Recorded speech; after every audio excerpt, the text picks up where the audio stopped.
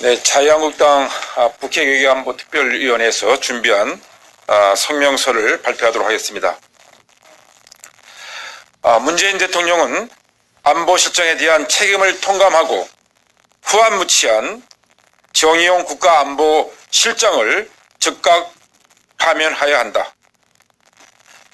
지난 11월 1일 국회 운영위원회에 청와대에 대한 국정감사에서 정의용 국가안보실장을 비롯한 청와대 안보라인 인사들은 기본적인 사실조차 숙지하지 못할 정도로 북한의 핵과 미사일 위협에 대해 무지하고 무능한 그들의 모습을 여과 없이 드러냈다.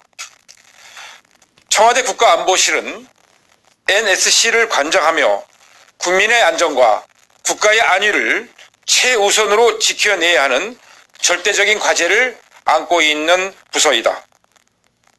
그럼에도 정의용 실장은 북한의 대륙간 탄도미사일은 기술적으로 이동식 발사대에서 발사하기 어렵고 신형 방사포가 3분 내에 연속 발사되어도 완전히 방어할 수 있으며 이렇게 말씀드려야 국민들이 불안해하지 않는다고 주장한 것은 국민에 대한 기만이고 국회법에 따라 위증에 해당될 수 있다.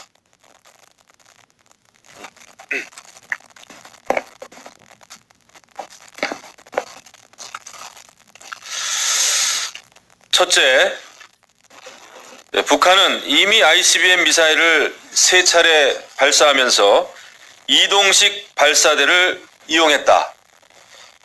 둘째, 방사포 비행 고도는 사드의 최저 요격 가능 고도보다 낮고 팩3 등의 최고 요격 가능 고도보다 높아 현재 배치된 요격 체계로는 요격이 불가능하다는 것이 전문가들의 일치된 주장이다. 셋째, 문재인 정부의 국방 정책을 국민들은 더 이상 신뢰하지 않는다. 2018년 국방대학교 여론조사 결과에 따르면 국방부 발표에 대해 신뢰하지 않는다는 응답이 문재인 정부 출범 이후 최근 10년 중 처음으로 과반수를 넘어서 59.3%를 기록했다.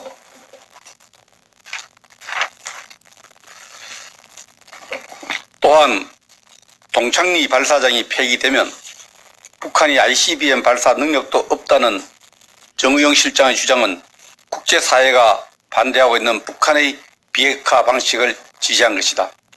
결국 대한민국과 국제사회의 안전에 대한 북한의 위협에 북한 눈치 보며 이젠 침묵을 넘어 공개적으로 동조하는 상황에까지 이르렀다.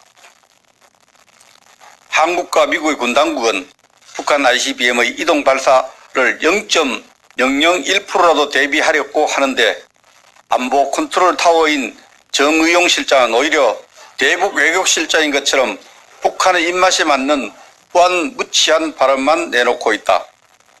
이제 북한의 미사일이 날라와도 청와대는 김정은의 신기를 고려해 대포를 쐈다고 할지도 모른다.